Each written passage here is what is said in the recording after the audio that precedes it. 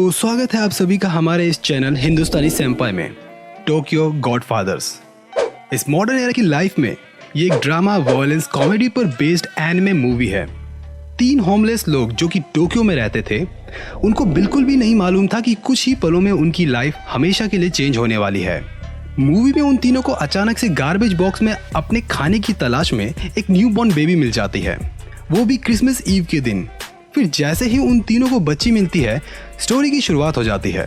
वो तीनों जिनको सोसाइटी ने बिल्कुल भुलासा दिया है, वो सोसाइटी की परवाह ना करते हुए तीनों एक साथ मिलकर उस बच्ची को उसके फैमिली से कैसे मिलाते हैं, आज हम जानेंगे। 92 मिनट्स की $2.4 मिलियन की बनी मूवी, जिसको डायरेक्ट किया है सातोशी कोन ने। मूवी के अंदर क्रिसमस के टाइम सोसाइटी ने जिनको भुला दिया है, उन 3 होमलेस पीपल्स की स्टोरी पर बेस्ड ये मूवी, जिसमें हम एक मिडिल एज अल्कोहलिक आदमी की बात करेंगे जिसका नाम गिन है, और एक है हाना जो कि एक ड्रैग क्वीन है। जिसको ड्रैग क्वीन के बारे में नहीं पता तो बता दूं, ड्रैग क्वीन वो आदमी या गे होता है जो कि पार्टी ड्रेस पहनकर एंटरटेनमेंट सेक्टर में वर्क करता है।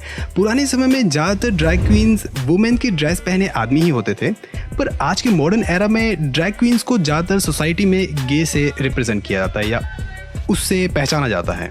पर ऐसा नहीं है कि सिर्फ गे ही ड्रैग क्वीन बन सकते हैं, कोई भी जेंडर अपनी पसंद से ड्रैग क्वीन बन सकता है।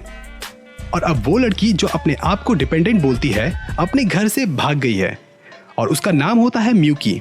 इस मूवी के अंदर इन तीनों को अचानक से क्रिसमस ईव के दिन रात को एक गार्बेज बॉक्स में खाने की तलाश करते समय एक न्यूबॉर्न बेबी मिल जाती है। जिस बॉक्स में वो बेबी मिलती है, उस बॉक्स में उस बेबी के नाम के बारे में कुछ ज्यादा मिलता नहीं है, पर एक लेटर जरूर मिलता है जिसमें लिखा होता है कि जिस किसी को भी ये बेबी मिले तो प्लीज इसकी अच्छे से केयर करना। उस बेबी का नाम उस लेटर में तो मेंशन नहीं होता है, लेकिन उसके फैमिली से रिलेटेड कुछ बातें जरूर मिल जाती हैं। एक की जरूर मिलती है जिसकी हेल्प से वो बेबी के फैमिली का पता लगा सके। तीनों उस बेबी के फैमिली का पता लगाने के लिए निकल जाते हैं। स्टोरी में कुछ टाइम पर गिन सोचता है कि हमें इस बेबी को पुलिस को दे देना चाहिए, लेकिन हाना कहती है कि उस बेबी को रखना चाहती है और म्यूकी को कोई फर्क ही नहीं पड़ता है। मूवी के अंदर तीनों की नोकझोंक को इतने मजेदार अंदाज के साथ दिखाया गया है कि आपको बहुत मजा आने वाला है। हाना सोचती है कि ये बेबी को गॉड ने हमें इसकी देखभाल करने के लिए भेजा है, तो हमें इसकी पूरी तरीके से अच्छे से केयर करनी होगी, क्योंकि शायद गॉड ने हमें इस बेबी के गॉड फादर के तौर पे हमें चुना है।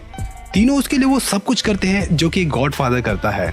तो हाना एक अच्छा सा नाम डिसाइड करती है, क्योको। हाना उन सभी को समझाती है कि क्योको का मतलब क्या होता है। जिस तरह क्रिसमस को प्योरिटी और एक नई शुरुआत का प्रतीक माना जाता है, उसी तरह क्योको का जापानीज में मतलब होता है साइलेंट नाइट और लिटिल मीन होता है प्योर चाइल्ड। उन तीनों के लिए वो बेबी बहुत ज्यादा लकी होती है। मूवी के अंदर आपको ये समझ में आ जाएगा। मूवी के अंदर जिन मेन कैरेक्टर्स के बारे में दिखाया गया है, ऐसा नहीं कि उन तीनों की शुरुआती दिनों में वो होमलेस ही थे।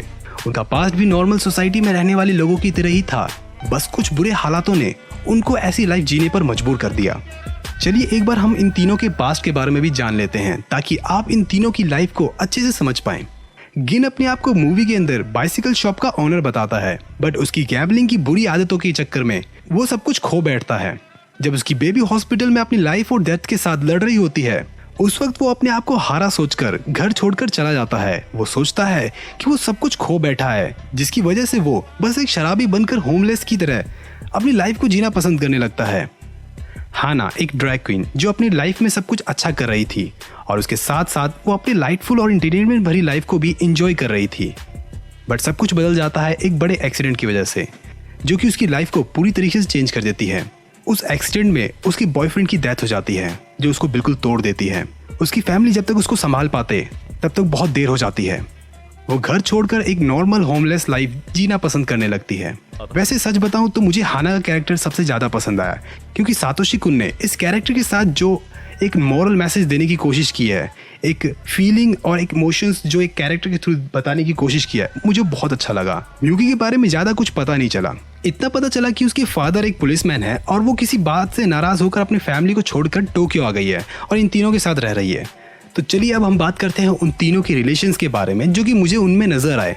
हाना जो कि फैमिली की मॉम की तरह बिहेव करती है, म्यूकी की मॉम गिन के हस्बैंड की तरह। म्यूकी को इससे कोई भी प्रॉब्लम नहीं थी, लेकिन मूवी के अंदर गिन को बहुत बार हाना के साथ हस्बैंड वाइफ की तरह लड़ते झगड़ते हुए दिखाया गया है। वो कॉमेडी सीन इतना कमाल का है कि क्या ही बताऊं। मूवी के अंदर एक सीन में तो हाना गिन को छोड़कर बेबी की फैमिली को ढूंढने के लिए अकेले ही निकल पड़ती है। मूवी के अंदर बहुत सारे की एलिमेंट्स हैं। अगर आप उनको फाइंड आउट कर लेते हैं तो आपको काफ़ी सारे कमाल के एक्सपीरियंस मिलते हैं। हमने अपने चैनल पर पैपरिका मूवी का रिव्यू किया है, तो अगर आप उसे देखना चाहते हैं तो आई बटन पे क्लिक करके आप उसे देख सकते हैं। और ऊपर दिए गए पोल में हमें ज़रूर बताना कि ये वीडियो आपको कितना पसंद आया। उम्मीद करता हूँ कि आपको ये वीडियो पसंद आया होगा। अगर थोड़ा सा भी पसंद आया है तो वीडियो को प्लीज़ ज़रूर लाइक कर देना और एक बार कमेंट्स में अपने मूवी से रिलेटेड थॉट्स शेयर जरूर करना। अगर मूवी से रिलेटेड कुछ भी मिस हो गया हो मुझसे तो प्लीज़ कमेंट में ज़रूर बता देना। मुझे काफ़ी खुशी होगी आपके कमेंट्स पढ़ के। आप एक बार हमारे इंस्टाग्राम पेज पर भी जाकर हमें फॉलो कर सकते हैं, क्योंकि हम वहाँ पर एनिमे से रिलेटेड न्यूज़ अपडेट्स डालते रहते हैं और मैक्सिमम टाइम वहीं पर एक्टिव होते हैं। तो आप हमसे कुछ एनिमे रिलेटेड न्यूज़ शेयर कर सकते हैं और भी हमारे सोशल हैंडल्स को आप फॉलो कर सकते हैं। डिस्क्रिप्शन बॉक्स में आपको उनके लिंक मिल जाएंगे। तो अभी हम चलते हैं, तब तक के लिए गुड बाय।